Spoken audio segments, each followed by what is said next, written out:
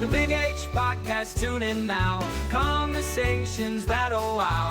Laugh and learn, stay a while. Let's explore that Hilton style.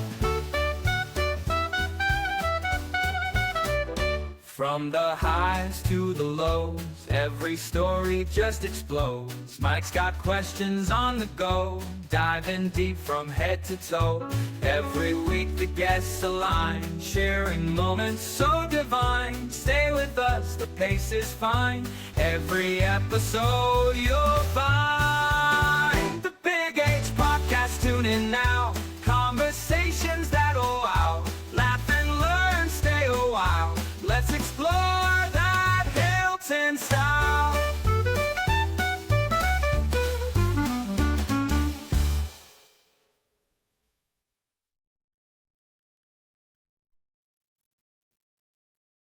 Well, hello and welcome to the Big H Podcast. My name is Mike Hayes, and joining me today is Director of Communications of the Hilton Central School District, Mr. Dave Yates. Dave, how you doing? I'm doing great, Mike. How you doing today? It's great to have you. I remember you from high school. I remember from watching you on Channel 8, and it's great to have you in the Hilton Central School District. Let's just start off with what was your day like today? Today was a lot of Mondays are kind of I tend to keep them a little open to try and catch up on things because like Friday afternoon after work, I went and took pictures of modified basketball here at Quest, and then Saturday morning, I went up to Brockport and took pictures of the hockey team playing out there. So I had a few things like that to catch up on, but there was also some other kind of, getting ready for an event that the district is having next month. I was prepping some social media posts and things like that for that, and just kind of going over the social media stuff, I like to try and get things done as much in advance as I can. So if something comes up that I have to kind of react to, I'm not kind of scrambling to take care of the other stuff. So Mondays are kind of that type of day for me. I try and have a little more openness to them and not really schedule too much, but sometimes it's unavoidable. There's always something different going on every day, and it's what I love about this job. So your title is Director of Communications. Tell us a little bit about all the responsibilities with print media, video media, and all that stuff. Yeah, it's kind of like, the utility infielder, right? Yeah, I'm a jack of all trades, master of none. I kind of, do video, do photographs, do the website, do handle press relations, handle all the social media, all that kind of stuff. And just try and do it in a way that reflects the school district and the community in the most positive light as possible. Having grown up here and having gone to school here, it really means a lot to me to make sure that Hilton is seen and perceived and is reflected in as most positive a way as possible. Well, I see your pictures and things like that on the website, and they're really great. Thank you. And pictures like that. You took over for Grace Schism. I think, when were you appointed and when did your official duties take off?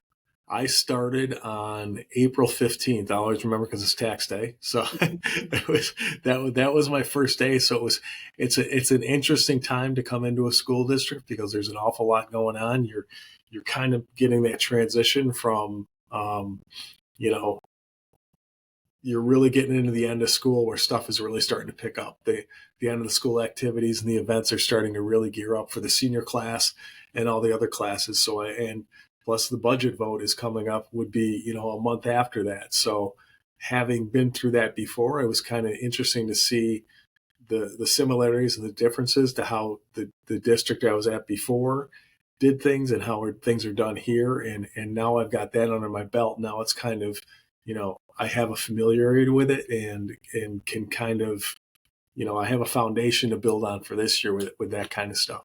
The thing I remember, my first day on the job, actually, varsity baseball was playing down at the varsity field right behind my office here at Quest.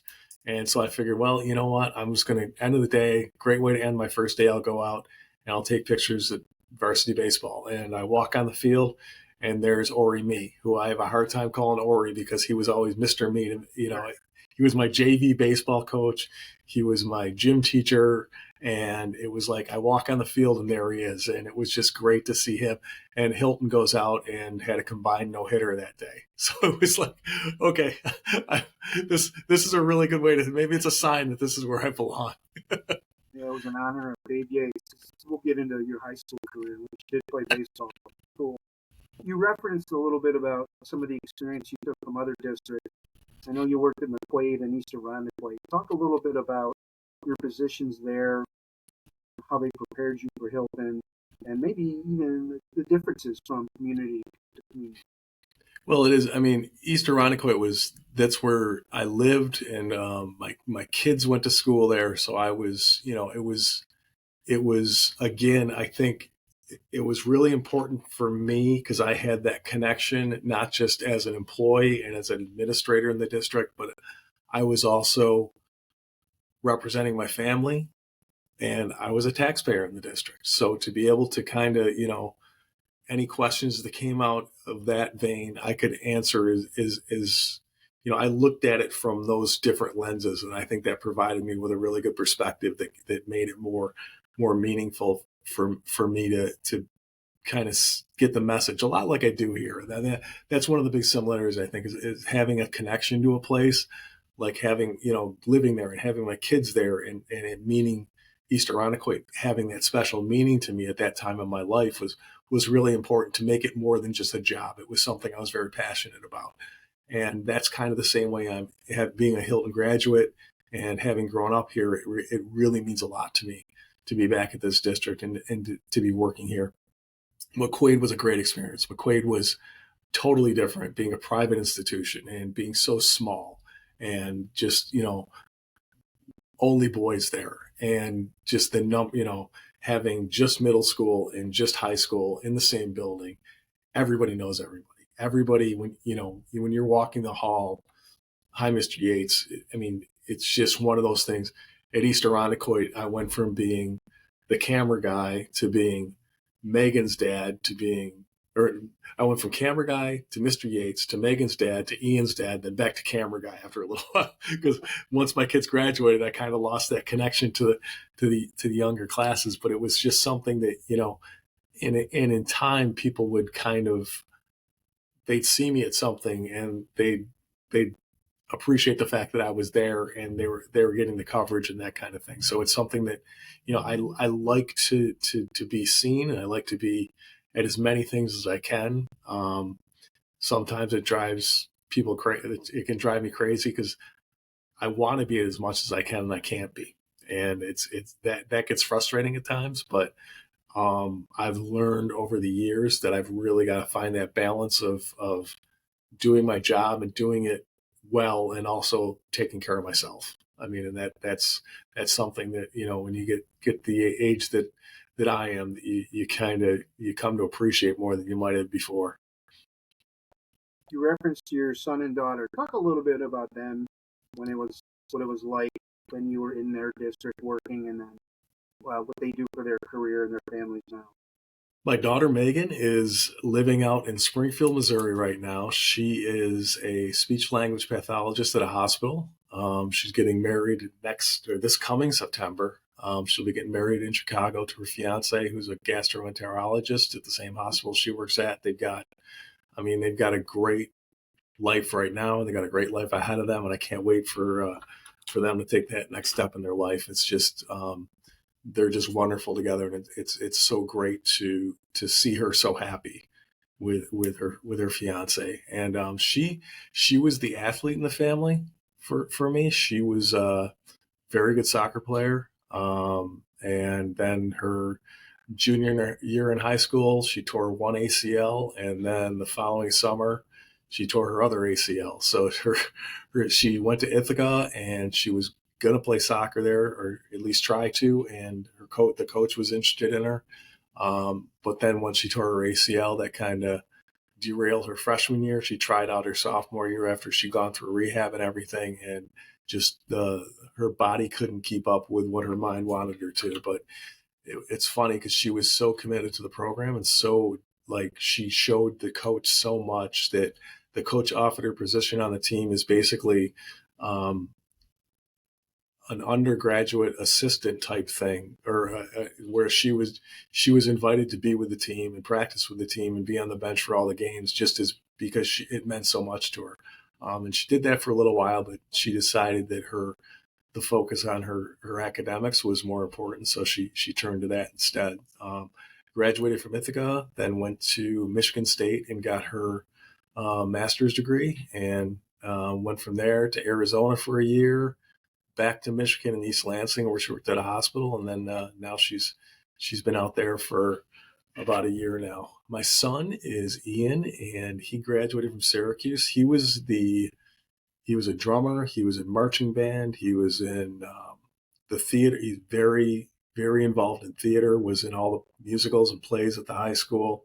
Still does a lot of amateur theater around town at like Blackfriars. Um, and is very passionate about it, and very um, he's very good at it too. I mean, not to be modest, so he's definitely his niche. He's in his element when he's on the stage for sure. Um, and he is a teacher at Harley. He teaches earth science. He's been there for, this is his third year out there, so he loves it. He loves the again, I talk about McQuaid being small and Harley's even smaller. I mean, they eat lunch together as a school. He loves the camaraderie of that and kind of the family atmosphere of that. And he likes the small class size. He can basically make you know, his own instructional program as long as he runs it by the head of the school and they okay it. He can pretty much set his own itineraries for what he wants to do. So he's come up with his own classes, and he started running a forensic class and things like that. And so he's really he likes being able to kind of do his own thing to a point. And it's funny because I always used to, I think back, I started my TV career in Elmira, and my boss at the time had kids in school, and his wife once said to him, you spend more time covering other families' kids than you do your own. And that kind of stuck with me. And so when I had a chance to be working in the same district with my kids,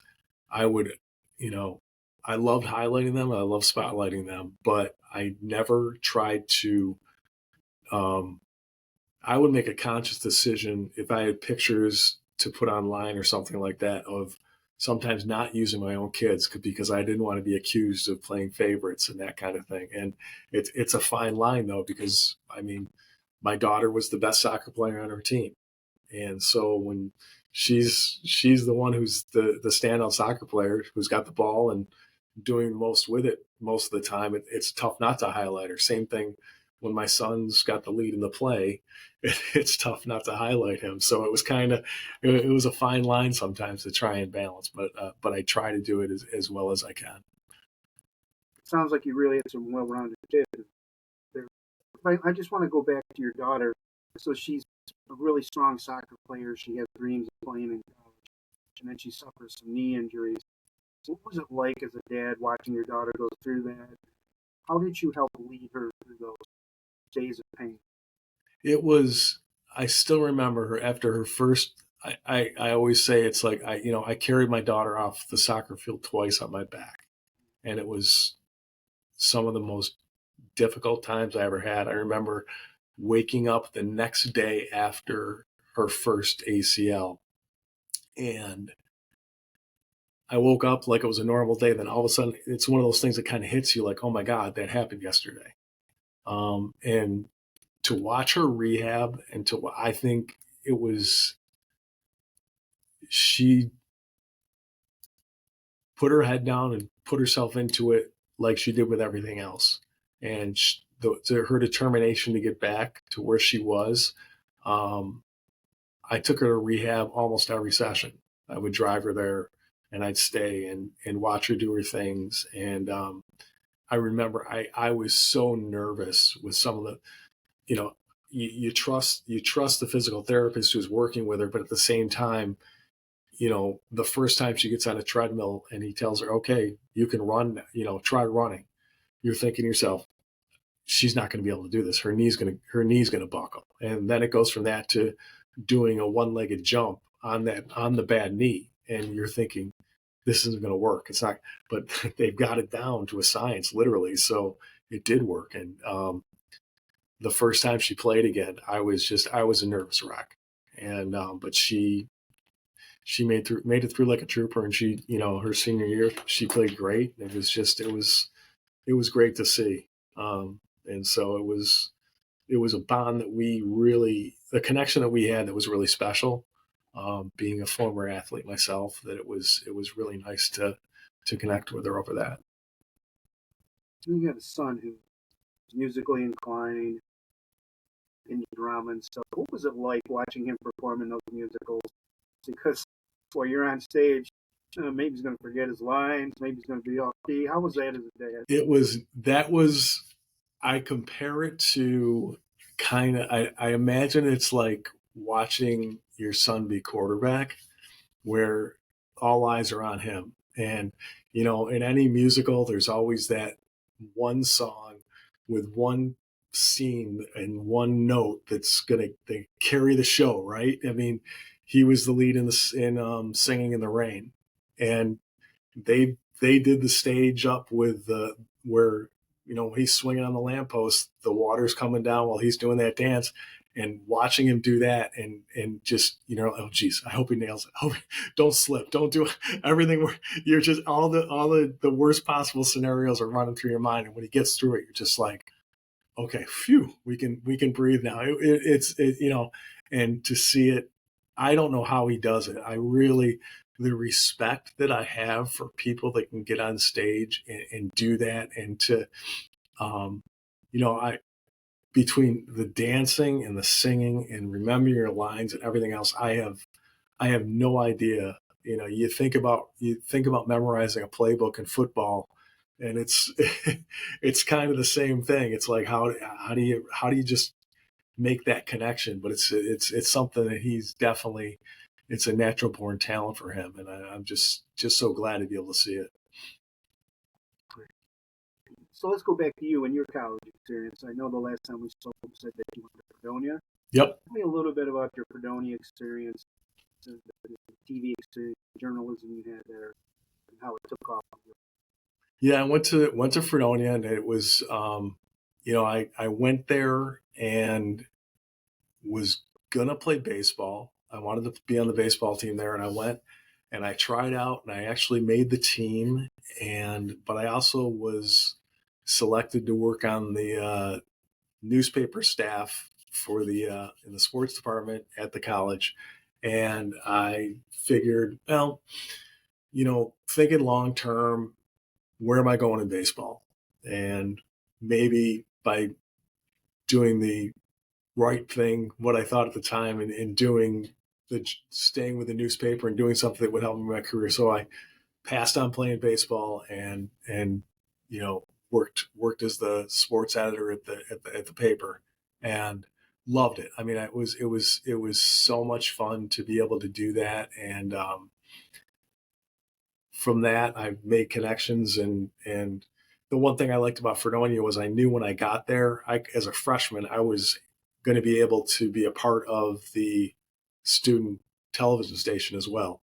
So I started working with them and started doing that. Whereas other schools that I looked at, you'd have to wait a couple of years, and you really couldn't get any hands-on stuff until you were probably a sophomore or junior at the earliest. So I decided that was Fredonia gave me that opportunity to do that. So decided to take that route. And through that, I set up an internship at Channel 8 here in Rochester for a summer. And that was the summer of my junior year going into my senior year. And they had an opening for a weekend sports producer at Channel 8. And the guy who was the weekend anchor said, would you be interested in doing it? Well, Fredonia is 2 hours away. So I'm thinking, how am I going to do this? But at the same time, I'm like, it's a foot in the door in television. The opportunities are few and far between. So I'm going to take advantage of it and see what comes of it. So I spent my senior year at Fredonia driving 2 hours every weekend, either leaving Friday afternoon or Saturday morning and coming back here to work at Channel 8 Saturday and Sunday, and then driving back to Fredonia. But in the meantime, I got an internship in Buffalo at Channel 2 in Buffalo on Monday and Wednesday. So I would blow off my Monday classes and drive from Rochester to Buffalo, do my internship till 11:30 at night, and then go on to Fredonia and get back about 1 o'clock on Tuesday morning, and then do the whole thing over again. So that lasted for a while. I eventually dropped the Monday part of my Buffalo internship just because I was missing that many Monday classes was not a good idea. So I would do the weekend thing, and then I'd drive to Buffalo on Wednesdays and do the internship there on Wednesdays. But the Rochester turned into, they kept me on, and the guy who was the weekend anchor here was losing his job. They decided not to renew his contract.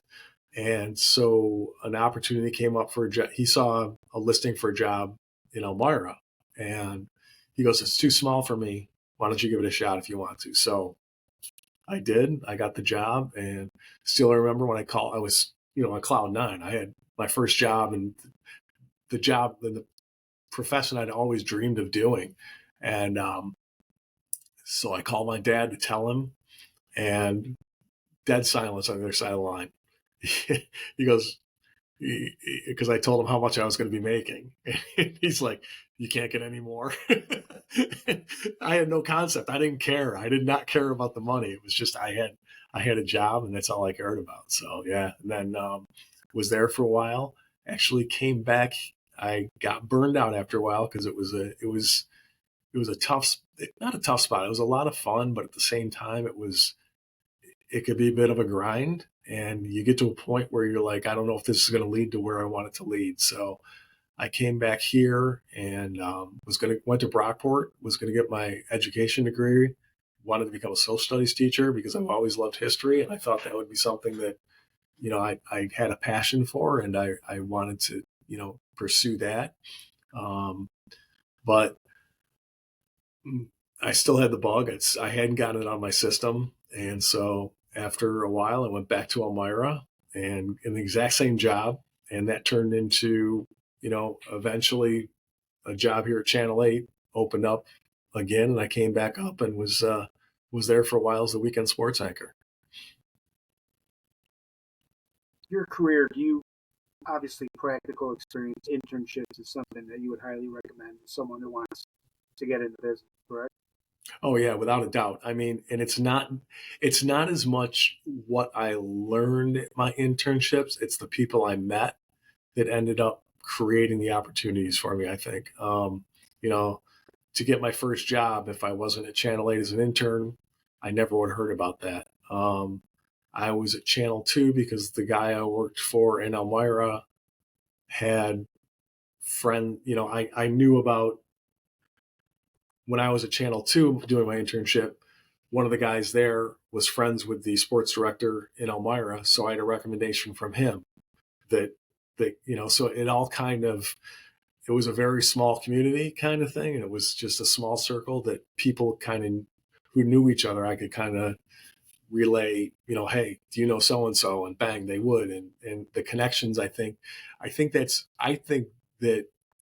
is probably more important than, because as an intern, you're not really going to get too much hands-on stuff. You'll get to learn stuff and do stuff, but it's when it's getting to know people and meet people and build relationships with them that they, if something comes up, it's like, hey, I had this intern once, see if he's available, that kind of thing. So I think that's the real payoff to an internship for in a lot of respects. There it is. Yeah. Can you hear me now, Dave? Yep. Can you hear me? I can hear you perfectly. Yep. I got you now. And there's no echo either. What's that? There's no echo like there was before either. All right, well, we'll continue on, and I think there's ways that I can edit stuff out and Okay. splice it back together. We were talking about internships. We had that. Oh, Brockport State. I was asking you about that. Can you still hear me? Yep, yeah. Okay. You were thinking about going back and being a social studies teacher. Did you ever take any college courses, or you just bypassed that and stayed in the teaching? I've actually finished off my history degree. When I was at Fredonia, I had a history minor, and so I was pretty close to it because of the credits I had racked up there. So I finished off my history degree, but did not take any education classes. I never really got into that. I didn't take that step towards becoming a teacher. Did you have a particular interest in any particular type, like American history, European history, or anything like that? Big American history fan, big Civil War fan. Just I just and it's always been the kind of the personal stories that have appealed to me more than the overall strategy and that kind of stuff. I just I like knowing about like the little, not really trivial stuff, but just kind of the behind the scenes. Like the more personal it is, I think the more connection it has always had for me. Have you made trips to Pennsylvania, Oh Seattle? yeah, yeah. I've been to Gettysburg. Been to as many as I can. So um, it's just it's something that's always felt kind of, I don't know where the connection comes from, but it's always been kind of like something that's always appealed to me. So earlier you were talking about when you made a phone call to your dad and told him about your first job and big pause. Tell me a little bit about mom, dad, and any siblings that you had. Well, both my brothers also went to Hilton. Chuck was older than I was, and my brother Mike younger. Chuck is a doctor and living in Lockport right now. Mike is working IT out in Victor. He lives in Irondequoit. Um, both were it's we grew up on Burnt Road, just down from Zarpentines. Um, my dad still, he used to have a sporting goods when Canyon Street Square had shops. He had the ump was in there, and he still has a booth out at Liberty Hollow on Bridge Road in Spencerport where he sells sports memorabilia. My mom just recently passed away, which was it's been it was about a month or so ago. It's been kind of rough, but it was one of those situations where it was the time had definitely come, and she was ready, and we were ready, and we were all with her when she passed. So it was I mean, I guess the best of a bad situation. So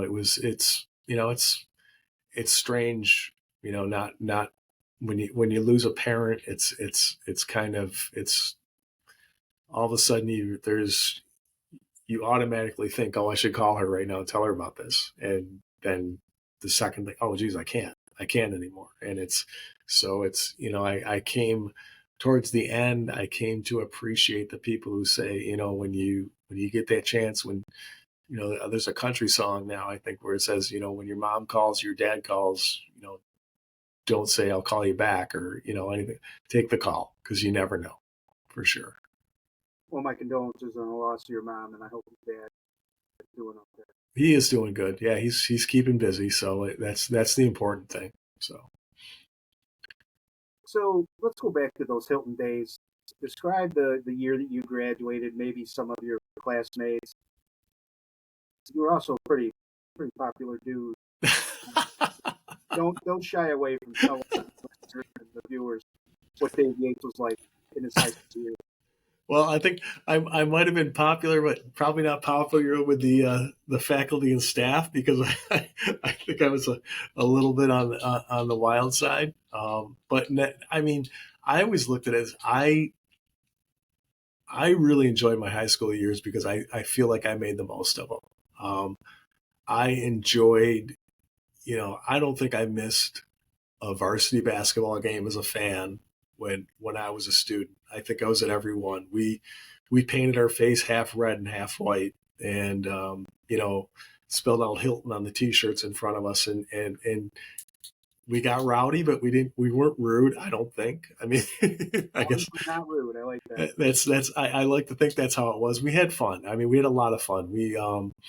and I went to, we didn't even have a hockey team, but I would have been in every one of those. But my friends wrestled. I went to a whole bunch of wrestling matches. I'd spend when they used to have the Clayton Barner tournament that was 2 days up there. I used to spend the entire day on Saturday at I just couldn't get enough of it. And I think I threw myself into everything, maybe not academics, but as much as heartfelt as I could have. I was senior class president. I was, played baseball and football, and just kind of, I enjoyed it. And I think I took advantage of as many opportunities as I could while I was here. And I think that really, a lot of people when they first leave high school, I genuinely missed it when I left. It was a good time for me, but I also felt it got me ready for what I needed, and as a person and as a student, it really, I left feeling satisfied and like I wasn't disappointed in how I spent my high school years. So baseball, weren't you a catcher? Yep, sure was. Still am. I am. I still play wooden bat hardball adult league. Yeah.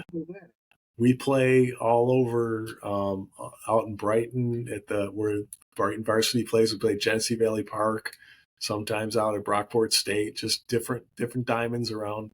There is a league of probably, I want to say it's 12 teams or so. And we play mostly on Sundays, and some Sunday mornings and some Wednesday nights. And just, it's a lot of fun because I just, having been a catcher my entire life, there's nothing else that, playing softball, there's nothing that compares to it. It just doesn't hold the same. There's not the constant action and constant, they call catching equipment the tools of ignorance, but I think there's not too many positions in any sport where you really have to think as much as you do when you're a catcher. You've got everything in front of you. You've got to read everything. You've got to, try and predict what pitch the guy's looking for, all that kind of stuff. So it keeps my mind sharp and keeps my body sore. Right line. Body sore. So you come back to Hilton. What do you found special about the village of Hilton School District community? The relationship between the two. And I think it's something that it almost has an old time feel to it that you don't get from a lot of school districts. I saw it, the 4th of July parade, and then homecoming parade, to have homecoming go right through town, and to have, just so many people involved and so many people watching it. And it's so genuine, and I think it's very unique these days to see the cooperation and the relationship that the community and the school district has. And it's really, I think it makes it an extra special place that I don't remember it from my time in high school as being like that. I don't know if we even paraded through downtown then. I wasn't, I was playing football, so I was at this field getting ready. But just to see the way people come out for the school district and vice versa, the school district's there for the community as well is just really special. And I think what's nice about your role now is you get to capture all of that. Yeah. Oh, I love it. Football banquet, you put a nice video together for the kids. And I see you all over the place, not just sporting events. You got to be a busy guy. But you're subtle in your action. It's really, really good. I appreciate that. And I like to be able, I never want to be, I'd rather be a fly on the wall and just kind of, I don't want to be obtrusive. I don't want to be in someone's face. I want to be able to, nothing's better than, I remember this one time I actually, for the School Public Relations Association, I took a picture of a kid. This was when I was in East Irondequoit, and it won an award for me. The kid was like dressed up for, I think it was, I can't remember what day it was. But he was dressed in like 1930s garb or something like that. And one of the comments in the photo was, you know, if you're gonna pose a photo like this, use better lighting. And it was a candid photo. And to me, that was like a really big compliment because I got a photo they thought was posed, but was actually candid. And I 100%, if I can get those shots where a kid is just being himself, doesn't know I'm there, and doesn't, I don't like people looking directly at the camera. I want the ones where they're involved in something. So if I walk into a classroom, the first thing I usually say is, I don't want pictures of you looking at me. I want pictures of you working. I want you to, and the teachers love that because that's what they want their kids to keep going. Because I don't want to, I know I'm there and I can be a disturbance, and I don't want to be that. I want to be part of the classroom. I want to just kind of blend in. And a lot of times I'll walk into a classroom if I've got to get pictures of something specific or a project that the teacher's doing, and I'll just sit back for a couple of minutes without my camera and just sit there and just kind of get them comfortable with me being there. And then I'll start taking pictures when I feel the need is that I need to. But I don't like being interference because, I mean, teachers like yourself and everybody else, that's what we're here for, and the students. And I'm just kind of I'm on the periphery as much as I can be. Recently, the Hilton Central School District has developed 4 cadet intentional values: people first, lifelong learning, integrity, and welcoming and affirming. How does your role help encapsulate those 4 intentional values? Well, I think it's, everything I do, I try and include, if, it subtly and sometimes not so subtly. If you notice in the insight that just came out, every article has one of those intentional values attached to it. There's a reason that it's there. There's a reason we're highlighting that. And, I think another great thing about this district is you can talk the talk, but are you going to walk the walk? And I think Casey is one of those people that he genuinely is determined to walk the walk when it comes to those intentional values. Everything that he does, it's not lip service. He puts his heart into it, and he's trying to. We're trying to make Hilton a better place, the district a better place, and in turn, kind of those around us a little bit of a better place. And I think those four intentional values go a long way in doing that. Anything on Dave Yates' bucket list he hasn't done yet? There's a lot. I mean, I haven't been to Europe, and that's one of the things that is I'm going to take care of in the near future if I can. My brother and I were actually talking about not only the Civil War, but I'm also a World War II buff. We want to go to England and take the crossing over to Normandy and see the D-Day landing sites and kind of see those kind of things. Haven't been to the Grand Canyon. I want to do that. Just, some of the national parks. I'm actually looking into going out this spring to Utah and doing, some of the 5 that are there, Zion and those, and just kind of just get out and do more like that, and not, I'm getting to that point in my life where, the things where it's, what are you waiting for? Well, it's like I'd love to have that bucket list checked off as much as I can when when I get to the point of kicking it. It sounds like a lot of that history Yeah. that you had. Yeah. What's your favorite leisure activity? Believe it or not, taking pictures. I know it's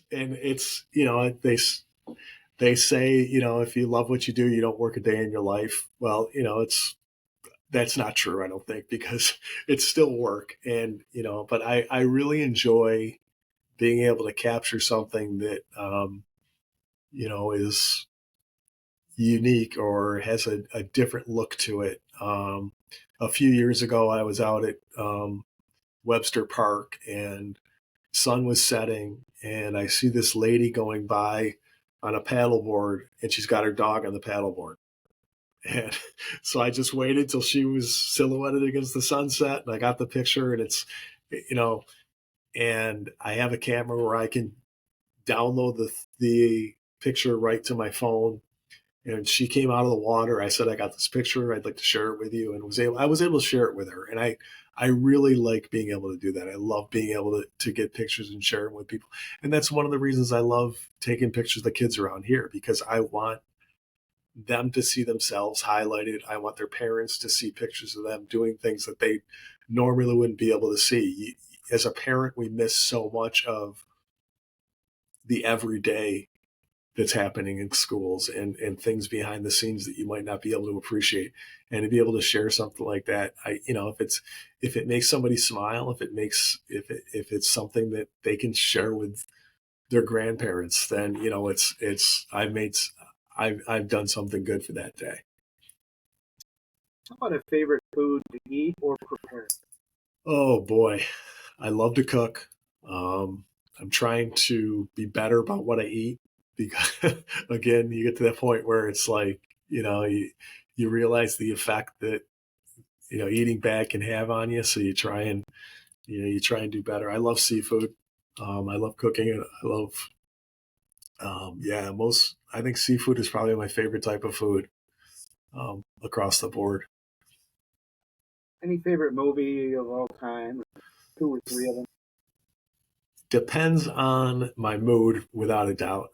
Gettysburg is one of my favorites. I think it's just, it was so well done. I read the book, loved the book, and just the way they did it, I think was absolutely spectacular. I remember I saw it in the theater. That's how old I am.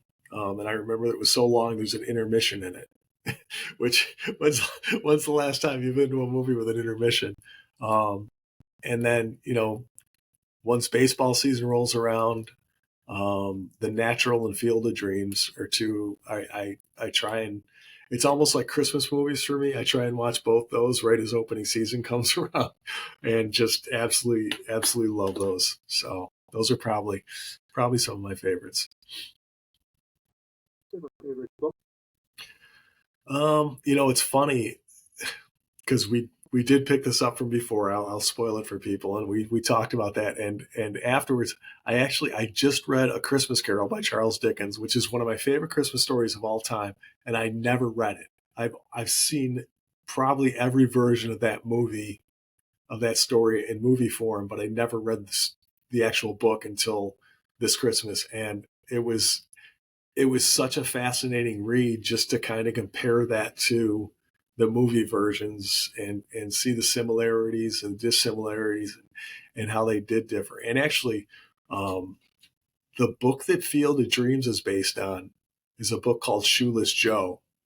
And it's an incredible book. And it's got, again, similarities to the movie, but there are some differences to it that really make it, if you like the movie, you can read that and not feel like, oh, I know this story, because it's different enough that it's still enjoyable to read.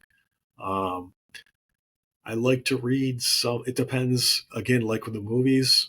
If I'm on vacation, I usually go for the lighter stuff, like, kind of the mysteries and that kind of thing. And, the David Baldacci and those kind of books, that kind of stuff.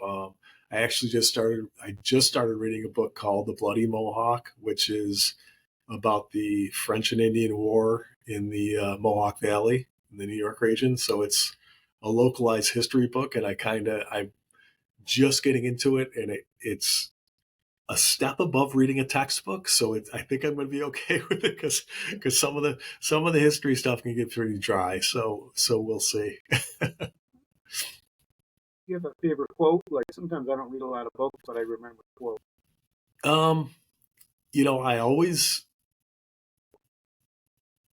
I think one of the things that I've always kind of, Robert Frost, the Road Not Taken, is, I always think about that when I think about my life in general, and just kind of, my philosophy. You're always faced with decisions that you have to make, and depending on the decision you make, you might be able to get back on that path again, or it might lead you in a totally different direction. But that's, making those choices are what's making the difference in your life, and in your world. And I think, trying to think through them and trying to be as conscientious about what choice you make, and it is just huge. So I'd probably say that, and just in case, that was something when I was in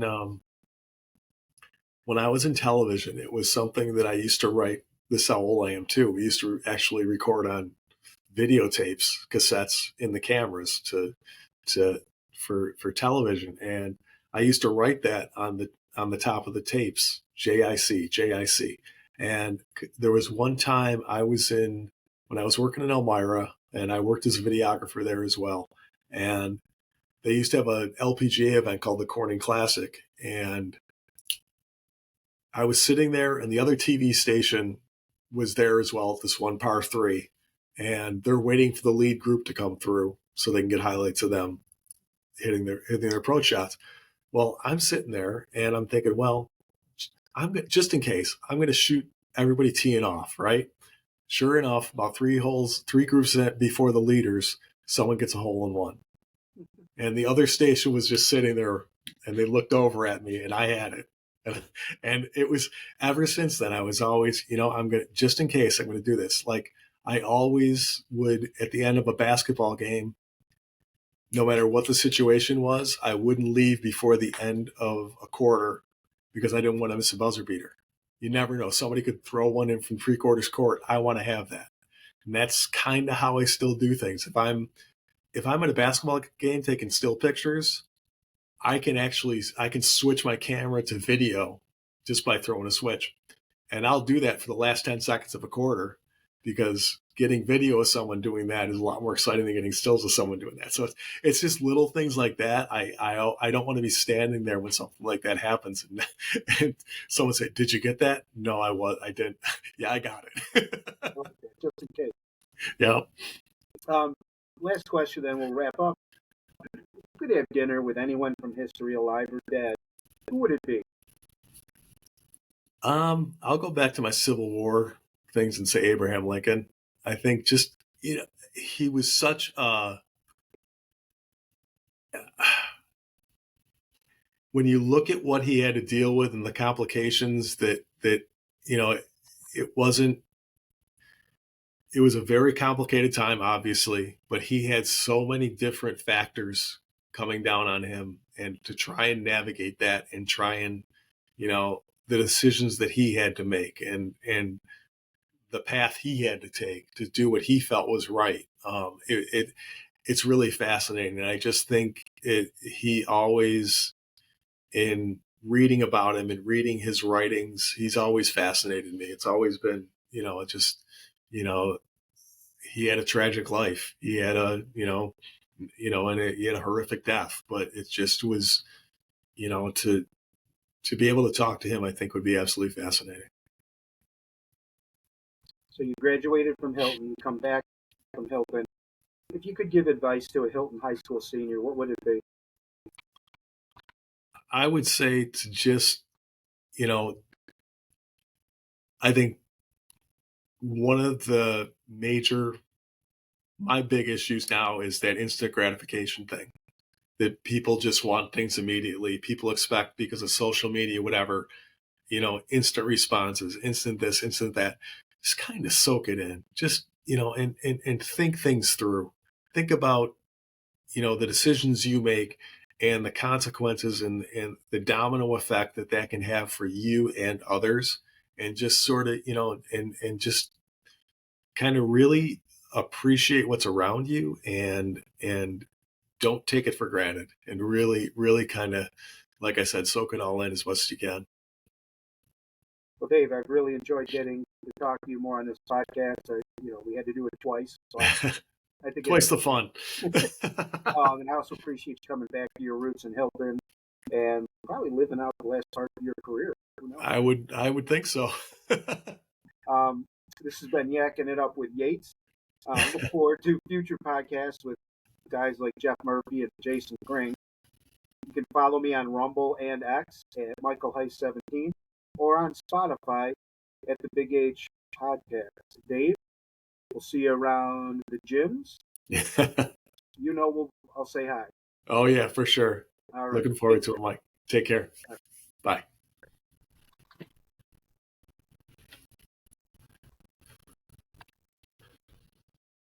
The Big H Podcast, tune in now. Conversations that'll wow. Laugh and learn, stay a while. Let's explore that Hilton style. From the highs to the lows, every story just explodes. Mike's got questions on the go, diving deep from head to toe. Every week the guests align, sharing moments so divine. Stay with us, the pace is fine. Every episode you'll find